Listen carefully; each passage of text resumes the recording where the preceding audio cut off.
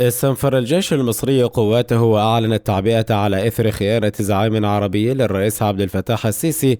حيث أنه في أوساط وقطاعات واسعة في الكيان وتحديدا من المعارضين لحكومة رئيس الوزراء الحالي بنيامين نتنياهو يؤكدون مرة تلو الأخرى أن نتنياهو على استعداد لباع إسرائيل مقابل الحصول على براءة من المحكمة، حيث تتهمه النيابة العامة في تل أبيب بعدة تهم منها النصب والاحتيال وتلقي الرشاوى وخيانة الأمانة. ورجل الذي تزداد عزته الدولية يوما بعد يوم وحتى الحليفة الاستراتيجية للولايات المتحدة الأمريكية وخلافا للتقليد الرسمي ترفض توجيه دعوة له كما فعلت مع جميع رؤساء الوزراء بالكيان لزيارة واشنطن لقاء الرئيس الأمريكي جو بايدن، الذي صرح مؤخرا أنه ليس بصدد توجيه الدعوة لنتنياهو، بات مهووسا من الوضع الذي وصل إليه داخليا وخارجيا. ويتبين من متابعة خطوات نتنياهو الخارجية أنه يرى في اتفاق التطبيع مع السعودية درة التاج، وسيكون بمثابة كسر الجليد السياسي، علما أنه بعد انتخابه لولايته السادسة في ديسمبر الفائت 2022 أطلق نتنياهو تصريحه القائل إن التطبيع مع السعودية هو على رأس سلم أولوياته، وأن تحقيق ذلك ما هو إلا مسألة وقت ليس إلا على حد زعمه. بعد أن الرياح لم تجري كما يشتهي نتنياهو، فجاء الاتفاق الإيراني السعودي برعاية صينية وتجديد العلاقات بينهما بعد قطيعة استمرت عدة سنوات بمثابة ضربة في الرأس لنتنياهو وحكومته، إذ تبين لصناع القرار في تل أبيب أن السعودية ليست لقمة سائغة كما تخيلوا، بل إن التطبيع معها بات صعبا للغاية لكن ليس مستحيلا.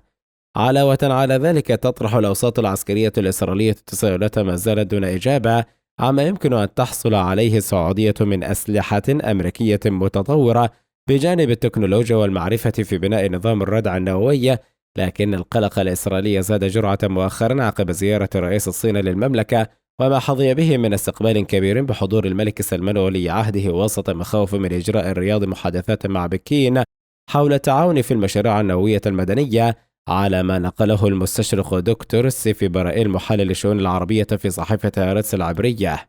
في هذا السياق، رأى المحلل المخضرم في صحيفة معارف العبرية بن كاسبيت رأى في مقال نشره أن نتنياهو يتحدث عن التطبيع مع السعودية بعيون براقة، لأنه بالنسبة له فهو أهم من السلام مع مصر ومن بعد بلفور ومن إعلان إقامة دولة الاحتلال، ويبدو أنه على استعداد لغض الطرف عن اتفاق سيء بين الولايات المتحدة وإيران والموافقة على نقل التكنولوجيا النووية لإيران مقابل مصافحة وفرصة الالتقاط الصور مع ابن سلمان على حد قوله. كسبت المعروفة بعلاقاته الوطيدة مع المنظومة السياسية والأمنية في كيان الاحتلال تبع قائلا إنه إذا كان هذا صحيحا فإننا أمام أمر أكثر تعقيدا، لأن السعوديين يرفعون باستمرار شروطهم للتطبيع مع إسرائيل، لكن المشكلة الأكثر إشكالية هي رغبتهم بالحصول على الطاقة النووية على حد قوله. وشدد المحلل الإسرائيلي في تحليله على أن ما يقلق الإسرائيليين أن السعوديين يريدون الحصول على ما تملكه إيران، وليسوا مستعدين لشراء اليورانيوم المخصب للطاقة النووية المدنية، بل يريدون التخصيب في أراضيهم مما سيجعل السعودية في حالة عتبة نووية، وسيخلق وضعا يتخلص فيه الشرق الأوسط بأكمله من فرامله ويسارع للطاقة النووية، وستكون هذه كارثة هائلة لأجيال قادمة طبقا لأقواله. وصدرك المحلل قائلا لكن ذلك ربما لا يهم نتنياهو، رغم أن قادة الجيش والموساد والاستخبارات المختلفة يعبرون عن دعمهم لمسار التطبيع الإسرائيلي السعودي، ولكن دون تكلفة تخصيب اليورانيوم على التراب السعودي، على ما نقله عن مصادره الرافعة والمطلعة في تل أبيب.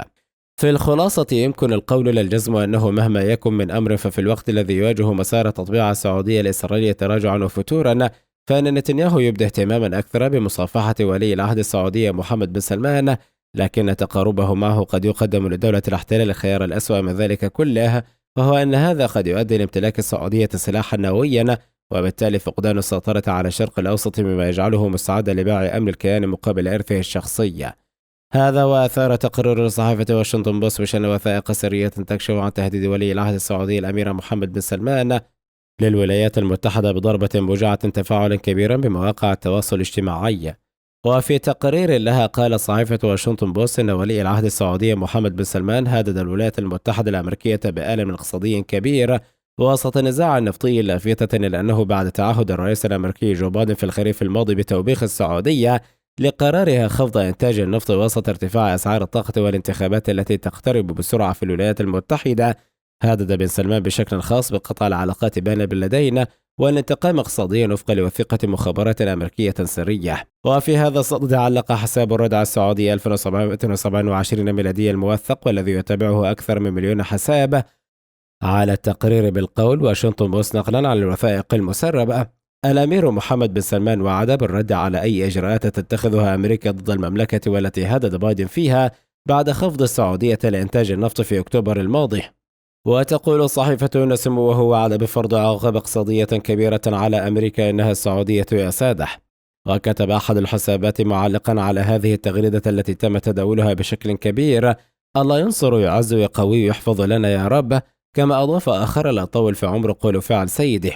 وعلق حساب سعيد حداد أبو عماد قائلا: قلنا عدة مرات أن تولي الشيخ محمد بن زايد الرئيس الإماراتي والأمير محمد بن سلمان زمام الأمور سيغير وجه المنطقة ومستقبل الخليج والعرب. كما أكدنا أن زمن توجيهات أمريكا تعليمات للعرب بالفاكس. كما كشف حمد بن جاسم ذاته مرة قد ذهب إلى غير رجعة. وها هي واشنطن بوست تسرب وثائق سرية تكشف أن الأمير محمد بن سلمان هدد باستخدام العقوبات ضد واشنطن إذا نفذ بايدن تهديده بمعاقبة الرياض، فتراجع بايدن ولزم الصمت. وفي تصور لا تزال منطقة الشرق الأوسط حبلى بالأحداث الكبرى، وبتوجيهات الشيخ محمد بن زايد والأمير محمد بن سلمان سيفتح التاريخ صفحاته من جديد، فهناك ما يستحق أن يكتب بمداد الذهب فاشهد يا زمان.